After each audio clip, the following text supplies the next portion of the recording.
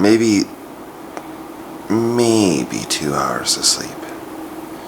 And that's saying something. My son brought home a cough. He was kind of sick from school, and she got it. So now she's just coughing. So she can't breathe. So she doesn't sleep. Which means I don't sleep. My wife is a hero without a cape, because she handles her in the middle of the night. But still, it's just like she's coughing and crying all night. 3-hour drive, 2 races, 2 3s, 1 2s. The circuit race. I've never done the circuit race before. Coffee. Man, we need coffee.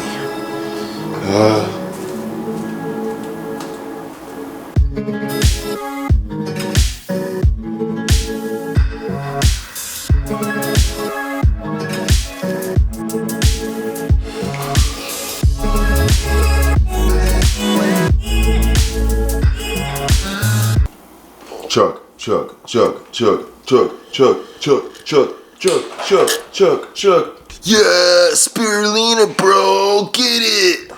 That's right. You're rad, dude. You're rad. Did Wynter keep you up all night? No. You didn't hear her crying, coughing all night? No. Lucky you. Yo, so peep these shoes. Look how hipster those are. A little funny story about these shoes. My wife ordered these online, and she found some like coupon loophole that was if you did 2 coupons, there were free shoes, and they were like $80 shoes. So free shoes, and I was like, those are such stupid shoes, super dumb shoes. But she gets them, and then she actually gets them. They send them to her in the mail for free, no shipping, nothing. They send her men's 12s instead of women's 7s. Guess who's a men 12? So I talk all this smack and I tell her those shoes are super stupid, they're super ugly. Then they get here, they're my size, and I'm just like, guess who's got new shoes? Wait, what? I'm just goofing. New boot goofing. Oh!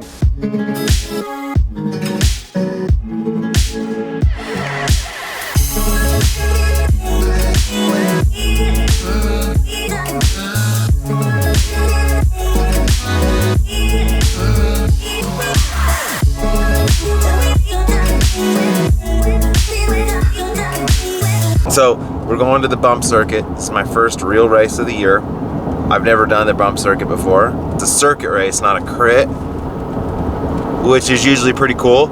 And then the Red Kite has 2. They have the 2-3 race and the 1-2 race, which is always neat as a cat too, to get to race a little bit, get to race down a little bit, right? 2s and 3s. But still, a lot of times, man, the 2s and 3s are some of the harder races that I've done. So, no sleep. And honestly, the last like 3 days, because Wynter's been sick, have been this way. Just no sleep. Man, dad life.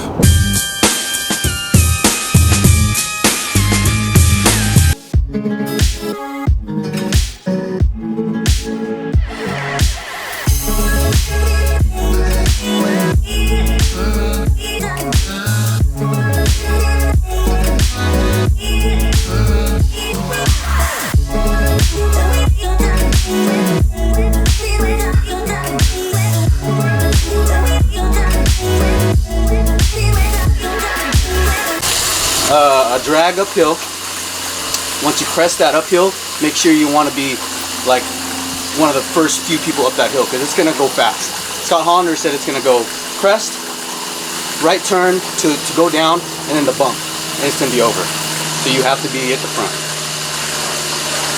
Don't be in the back. Don't try to think, oh, I'm gonna try to get a draft to go for the sprint. The sprint's maybe like 200 meters long, and it's a downhill up. What's the key to the race? Dig deep, Dig deep. and then dig deeper. Okay. Yeah, that's it. Have you done this course before? Yeah. It's a good course. It's usually a pretty safe course.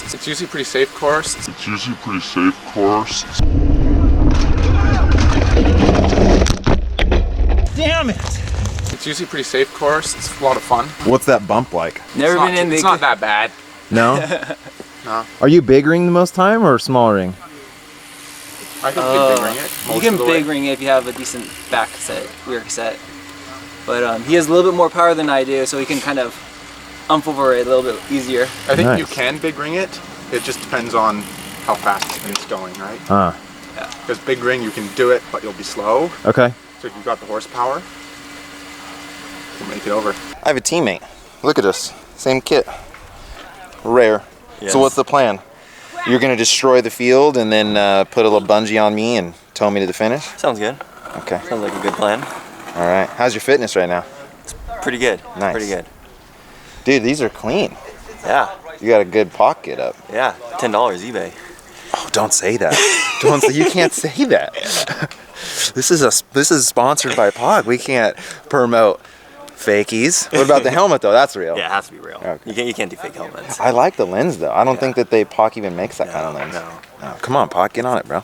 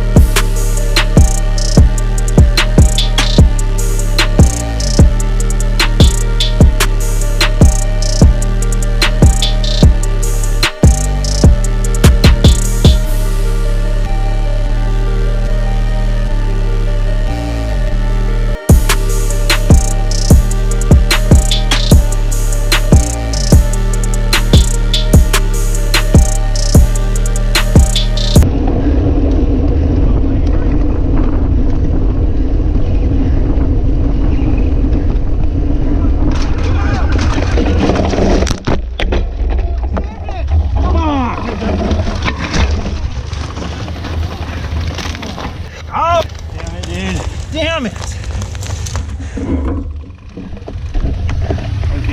I felt so good.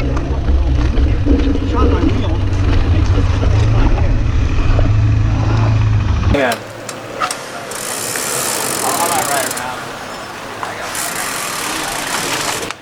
All right, so 2 threes down, and I honestly have never felt. I felt really good. I was really pumped with how my fitness was. Great. Felt good with my positioning. The thing is, there's a center line rule, right? So which means you can't go on the other side. And we had a big field, and so then you got to really keep your positioning good, because if there's no way to move up if you wanted to. So I positioned well, and usually what they say in racing 101 is if you're in the front 5 or like the front third, like you're good. You're gonna avoid any like mishaps.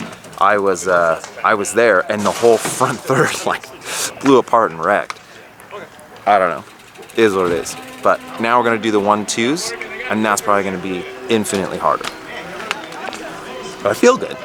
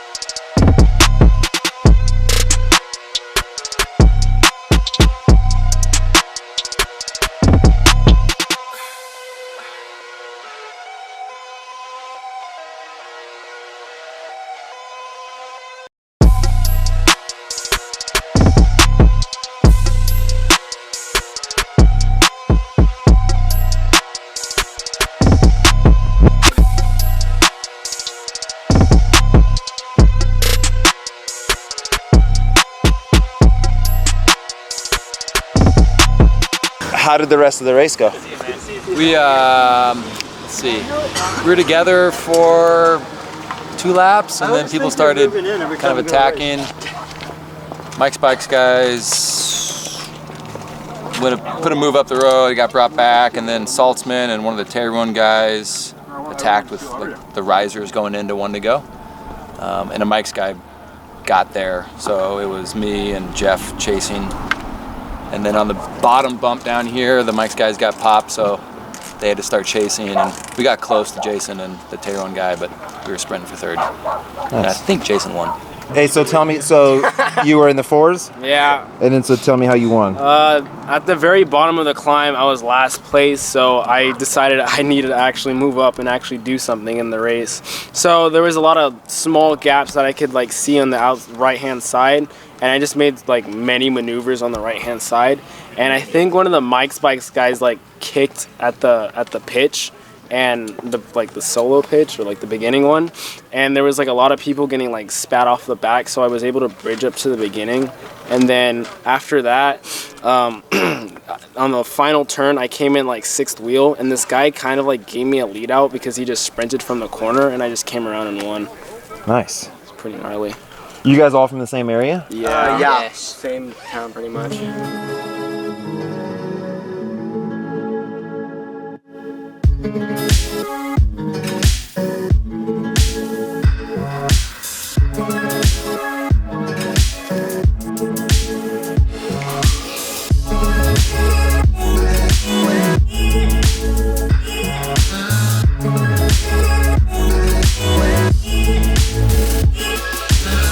Hey, 2 races. It was a 2-3 and a 1-2. But man, I have been focusing quite a bit on my training and my diet. I've made some big changes to my diet. I feel good, man. I feel really good. I feel the best I've ever felt, that's for sure.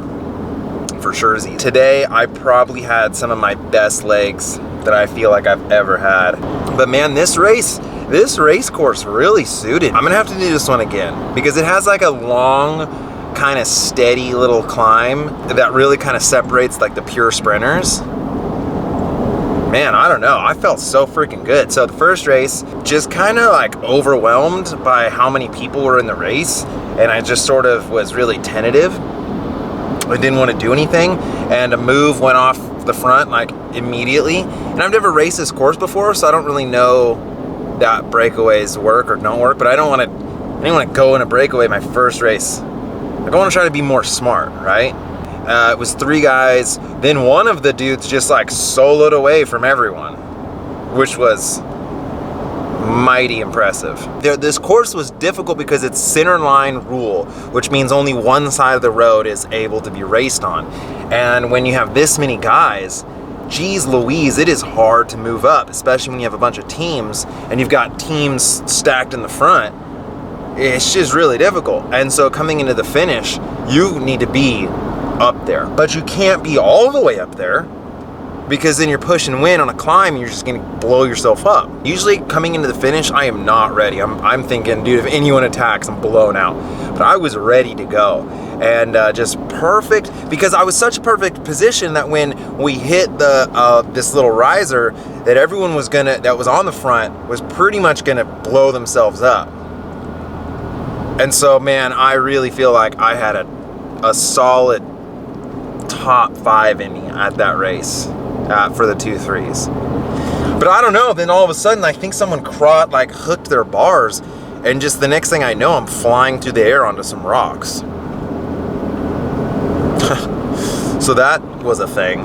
Go back, get ready for P12, and I'm thinking, man, this race is gonna be pretty hard because I've just raced and the 1-2s are gonna light it up. And so I'm on the back, and then all of a sudden I look up and half the field is all gone. And I'm like, what just happened? And this happens, dude, especially when there's only one freaking lane, one road. You know what I mean? When center line is that the big teams, Mike's Bikes and Tyrium, whatever you say their names, they can just block and just let their guys go and no one's gonna come around. So it was like half the field just got split literally within the first 10 seconds of the race. And no one is going to work. So it was like, okay, poop. So now what? Because we just started this hour-and-a-half race. So what do we do? You know what I mean? Do we just noodle about and talk? Or do we try to bridge? And so I tried to bridge, but everyone got on my wheel. Then a couple other guys tried to bridge. And it was just kind of this for like maybe a lap and a half, just kind of attacks to see if anyone was gonna get away from the back group. And I did. I got into a move, and we just kind of rode it, man. I was feeling so good. I was really happy with being in a breakaway for, you know, a good hour. Okay, one of their guys bridges, and then so it's 3 terms, me and Bobby, and then the terms just railed us, like sent a dude off, attacked. It's like, I have to cover, and then as soon as they send off another dude, and then Bobby tries to cover, and then as soon as we get him, a third gut, and it's just like, bah! So it just didn't, they railed us for sure. And then we kind of played cat and mouse for a little while, and then the group was actually getting close to us, so I attacked. I knew that they were gonna counter me after I attacked, which they did. It is what it is. Didn't get last. So, there. That's a long monologue. I think I just talked for like 5 minutes, I apologize.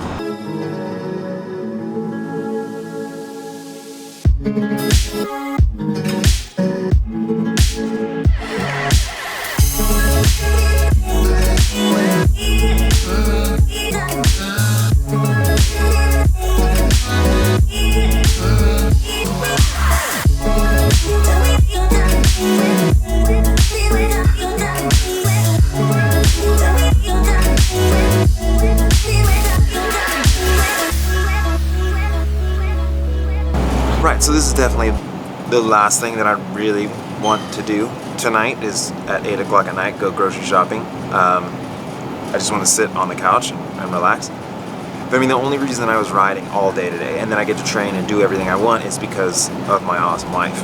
And so to maintain that awesome relationship, it's super awkward, right? Is to make sure that we compromise, that when I get home from riding, that I don't just go, sweet babe, good job, I'm gonna go jump in the spa, but that I recognize she needs a break. It's not much, like, what, we're gonna be here for 30 minutes, 40 minutes, like it's not that big of a deal. I took a shower with her, you know, I'll probably give her like 2 hours total time of, you know, which isn't much. She's been with Wynter all day, right? But it's something, and that shows like that you're trying. Hey, and honestly, today was a phenomenal day on the bike. I felt so good. My fitness is just there, man. I'm really pumped on it. It was a great day of riding, great day of racing.